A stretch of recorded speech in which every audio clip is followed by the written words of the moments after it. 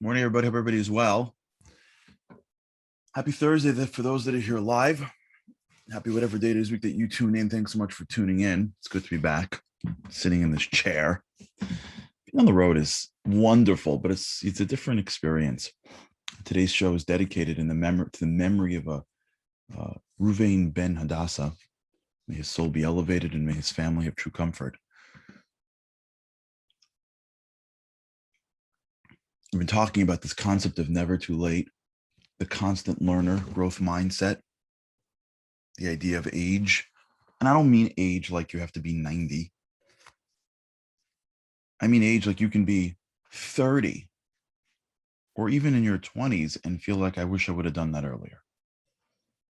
There is this sense that we all have whenever we see something, when the world evolves and develops, in which we wished we would have known about it before. We wished we could have been there. We wished we would have been raised that way. Or there's a sense that we all have as you grow through life and the world changes and opportunities present themselves, or as you change and you look back and you wish it would have been different. Now, this isn't age specific. What we've been talking about for the past few days, just as a public service announcement, we're going to be taking our summer hiatus next Friday with God's help. And really, this is, I guess, preparing ourselves as we sort of enter into that world of summer, which is really the world we're in, but it's not just summer specifically, it's metaphorically. It's a time of year where you get to sort of think. Time of year where things slow down. There's a time a year where the work is to be more contemplative, contemplate more. Or that word is a tongue twister. And that's part of life. Yesterday I was on the road, so I was in a hotel yesterday, as you could tell by the background. And I haven't been in a hotel in a long time. I used to be in hotels a lot more. And I was outside in like the garden area eating breakfast. I figured, whatever, I brought it with me. I might as well eat it out of the room before I started my day. And I was just sitting out there, and it was dawning on me that I used to travel a lot more. And sometimes when I would traveling is a very time-intensive experience. And as much as, like I always say this, like as much as like I expect it to be like so productive, like I tell my assistant, I'm like, don't worry about it, schedule 6 calls. I'll be on the TSA line for half an hour. And then I'm going to read 4 books. I'm going to review 5 things. And I'm going to look at this and look at that. And like my to-do list from like, wake up to, the 8 a.m. takeoff is like 70 things. I'm like, oh, come on. Like, I'll be sitting in the club. Like, what do I need to do? Yeah. Sure. It's exhausting. Traveling, I find it to be exhausting. It's exhausting sitting online and like asking yourself, like, did I pick the right line? Anyone do this but me? Like, did I pick the right line? Like you said, like there's 7 lines to choose from. You don't know which one to go in, and whatever line you're in, the other line moves quicker. You ever have this? And you're like, did I pick the right line? Do I have to get off the line? Should I go on the line? It's too late now. Do I wait online for my zone? Should I just board the plane last? I'll find room. Do I have to wait? It's like a whole game. And then you take off, you land. It's exhausting.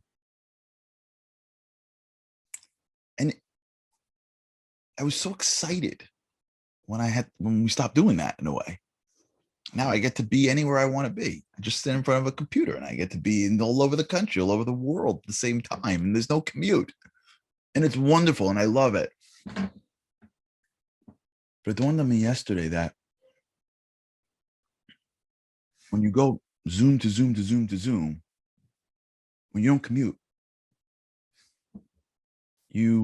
your brain is always in spring or fall, harvesting, planting, doing. Sometimes when you travel, because you're in a different world and your brain's not used to it, you're not in your usual zone, you can think. Yesterday, I was sitting outside just thinking. It was unbelievable. Like just trying to think of the things that I'm involved in and like just think, just pull out of them a little bit and just see the picture. Summer is a metaphor for your life. So is winter, by the way. And so is spring, and so is the fall. There's time to plant. King Solomon. It's a time for everything. There's a time of plant and a time of harvest. There's time to work and plant and to study and to do, and time to act and take advantage, and not in a good way, to work and to develop. There's also a time to hunker down, but there's also a time to expand. Summer is a time of expansion. Expansion. The day expands. You wake up, it's light. You go to bed, it's basically light, right? Like the day is forever.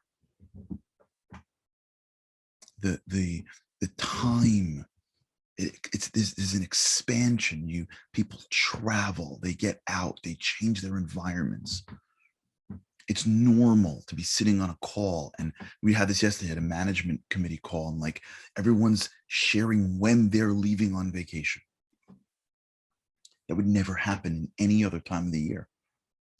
People are expanding, they're going to new places, they're doing new things, they're changing their environments. The kids are going to camp and they're expanding from the desk and the classroom. People are shifting and changing, thinking and planning. The world stops and then plans start. Expansion. There's a sense of wanting to get up and to get out and to go. That's expansion. The winter is the opposite. Winter is contraction. The days are short. Things are cold. You hunker down. There's no inspiration anywhere. You're usually in midwinter, you're coming out of a holiday. There's no holidays. There's no anything. Like there's a moment of where the goal is just to like put your head down and just keep on doing. There's a value there. But as you live in the world of expansion, what creeps up in expansion is the desire to stay comfortable, the desire to be who you were,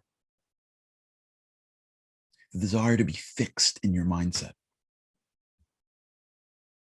And some of the reasoning is because of what I said yesterday, because we don't appreciate where we are, we don't appreciate what's in our brains, because we don't really know. We don't really know what the past few years have done for me. Like, we don't really understand the potential positive impact of COVID on our lives. Of course, COVID hurt people. Of course, COVID killed people. And of course, COVID was a pandemic that we never want again.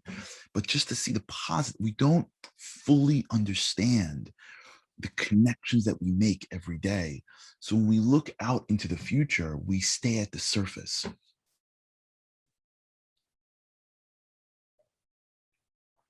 And it's hard for us to connect dots that are not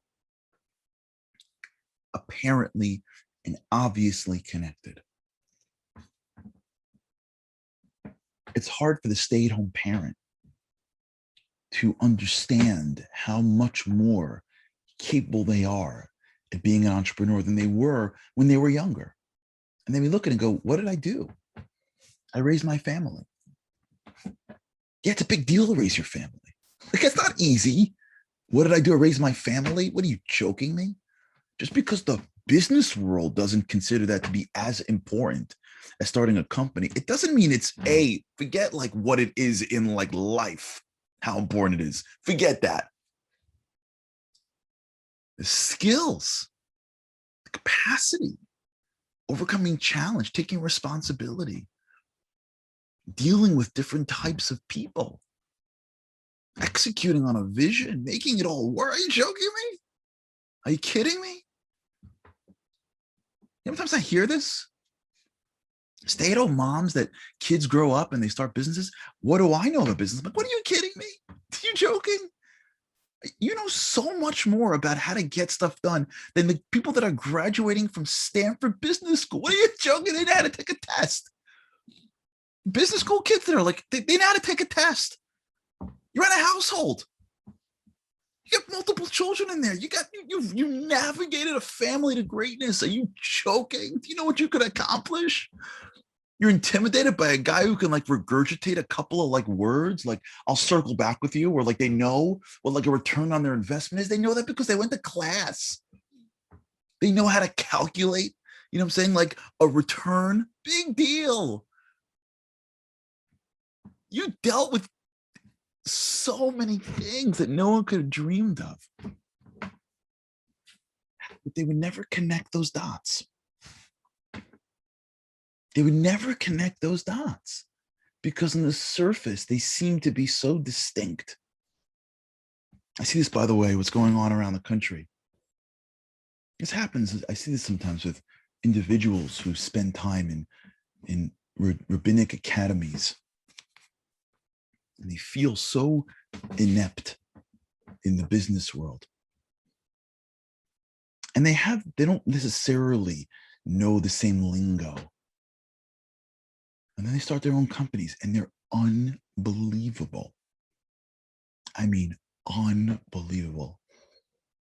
Some of the greatest companies that I've seen are companies of people that had very little formal business training. Now, listen, I'm a big fan of training. I'm a big fan of great schools. But these people have so many powerful skills that they never knew how to connect. And so when summer comes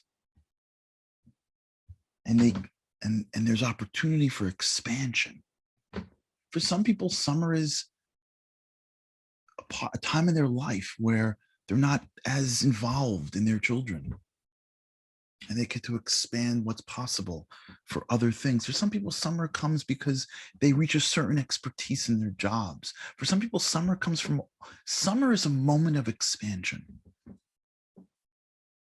In Hebrew, it's called harchavas hadas. There's a concept where sometimes your mind expands. You can take on new ideas. You can study new things. A woman came over to me recently and she said to me, where do I get an online degree? And I showed her just a couple of things that are available today. She was blown away. She's at a place in her life where she has expansion. Her kids, her family, whatever. As opposed to, I'm not. She's like, can I study? Can I learn? Where can I want to continue. I want to expand. There's a fear. There's a voice that comes in and says, it's too late. What's the point? You're never gonna. It's embarrassing. You can't. And I hate this thinking. I hate this thinking of, we're going to give you an age. And this is the age in which you can do stuff. This happens everywhere. The world gives somebody an age. And if you get it at this age, you feel successful. And if you get it at a later age, you feel unsuccessful. It's insane. Really, it's insane. Sometimes you got it too early and you're at the wrong age. I know people like this. I'm sure you do as well. Too much good too early in life. Have they waited a little bit? You know, leaders like this, if you study political leaders, you study business leaders, you study enough people in this world, not that I'm saying I do or I don't, but if you study business leaders and political leaders, you'll see a lot of failed leaders were on the path to becoming incredibly successful. They just got it a little too early. There's no age. There's no age that you have to get something by. It comes to you when you're ready. But there's this voice that says it's too early. It's too forget that voice. It's too late. You can't. I wish you would be like. I wish I would have been like this. I wish I would have known this when I was someone else's age. These are just voices that block your expansion. Summer is a moment of expansion. And each and every one of us, if we are here in this world, it's because we got what to expand to. Which means whatever we're going through right now, whatever we want to be going through, whatever horizons are next for us, there's no reason why we can't start to move there, think there, study, try. Growth is agnostic to age. And sometimes, like I said yesterday, sometimes, and this is something that I've learned personally and that I see in so many people, and sometimes the experiences you've had until now, they seem to be completely distinct on the surface. Those experiences are exactly why you're able to see something in a new, unique way. If you study the lives of people, if you look even like a guy like Steve Jobs, who's a complicated individual, if you studied his life, you would know that he couldn't be the CEO of Apple his first go around. He had to have gotten fired, launched next, basically failed, gone to Pixar. He had to learn. But he's in an animation company. What does that have to do with making iPhones? A lot. Because what he learned as a leader for Pixar actually helped him when he came back to Apple. This happens a lot with people. What they learn in one area actually gives them the insight in another area. And so the learning of life never ends, and the opportunities that come our way only allows us to bring everything with us if we see it like that. This happens, like I said yesterday, when it comes to people of faith. Sometimes they're embarrassed of their past. Sometimes they feel like they're not enough if they didn't hit a certain stride, if they don't look a certain way. I got an email recently by a wonderful guy,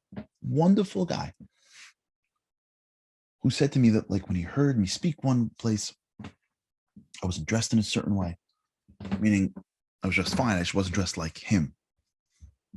And this individual, God bless him, was emailing to say, I was looking at the surface and I wasn't even listening. And I totally commend this man's honesty and integrity and authenticity. But we're all like that. We don't appreciate that where God put us is where we needed to be. And our past and whatever we've done or not done is not something that we have to look down on, something we have to look up from. Yeah, we may have done some things we're not proud of, but now we're stronger for it. But you have to look underneath the surface. We have to start to have eyes that see a few inches underneath the surface line and start seeing that what I've done before me, the failures now I have insight to, the successes, although they may be different, I could apply principles to something new. Where I am right now is in the exact right position to be able to deal with what's in front of me. I don't want to be from a different place behind me. I don't know how to run my life better than God. He put me in my scenarios. I am who I am because I was, in many ways, this is what was given to me. I'm not looking backwards and saying, I wish I would have. What's that going to do for me? To look backwards and go, I wish I would have? I'm right in front of me. And what's right in front of me is exactly where I need to be. And all I got to do is stand tall, stand proud, and let's go forward. I wish it come on. I wish of as a wasted brain cell that could have been used to put towards something that's productive. That's summer. That's the summer of our lives. We look forward. It's different. It's new. I get to be more than myself. I'm not worried about what's going to be. There is a time for that. It's called fall, where you prepare for the winter. It's not summer. Summer, there's a carefreeness. Summer, there's a certain sense of I'll get back to it when I get back to it, but I'm in summer right now. That's a little bit of our level of growth. We'll talk about this. All right. Let's approach the new parts of our lives with vigor. Don't worry about where we're from. We're all fine. We can grow. We can get better. It's called life. Don't waste any brain cells on I wish I would. When you hear the I wish I would, when you hear I wish I would, don't even waste time with that dude or that woman. Just don't even waste time with it. I wish I would. Great. Forget that. I wish I would. Doesn't do anything for us. Not in summer. All right. Have an amazing day. With God's help, you can always see you again tomorrow. Have a great day.